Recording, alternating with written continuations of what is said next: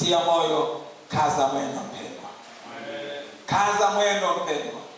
Hata kama kuna majaribu, kaza mwendo. Hata kama kuna mapito, kaza mwendo. Hata kama kuna vishawishi kinyume na mapenzi ya Mungu, kaza mwendo, songa mbele. Paulo anasema kwamba anaichuchumilia nini? Taji. Anakaza mwendo ili aifikie ile mbele ya wito mkuu wa Mungu katika Kristo Yesu. Na wewe ninakutia moyo, mbele yako kuna taji. Mbele yako kuna tuzo. Mbele yako kuna malipo mema. Mbele yako kuna baraka za sasa na za milele. Mbele yako kuna mema yajayo, yanafurahisha. Yajayo yanafurahisha.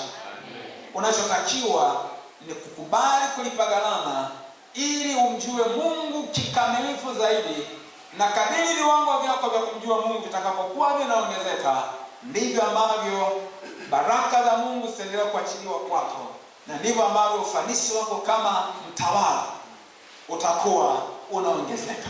Hautaishi kama mtu mnyonge, lakini utaishi kama mtu mwenye ujasiri, mtu ambaye anajua anachokifanya, mtu ambaye ana uhakika na huyo Mungu, kwa kuwa anamjua Mungu. Hana wasiwasi kwa sababu anamjua Mungu vile alivyo mwema, vile alivyo mwaminifu, vile ambavyo ni lazima atekeleze ahadi zake. Anaujua ukuu wa Mungu, anaujua uwezo wa Mungu. Kwa nini awe na wasiwasi mtu namna hiyo? Simama kwa miguu yako. Haleluya. Praise Him tafadhali. Naomba mje mnisaidie. Mungu ni mwema sana. Anaendelea kututoa kutoka kwenye viwango fulani kutupeleka kwenye viwango vingine. Siku zote sasa unatakiwa kutoa ushirikiano. Toa ushirikiano katika yale ambayo Mungu anayaleta kwako, katika ile elimu ambayo Mungu anaileta kwako. Unachohitajika ni unyenyekevu wako. Unapaswa kuwa mnyenyekevu. Unatakiwa kukubali. Unatakiwa kuchukua hatua. Sile kwa wewe kwa namna gani, lakini kutia moyo uchukue hatua. Na kutia moyo uchukue hatua. Na kutia moyo uchukue hatua. Inawezekana ni mtu mwenye ushuhuda wa kuokoka. Ni kweli umeokoka, umejaa Roho Mtakatifu. Lakini inawezekana na udumavu.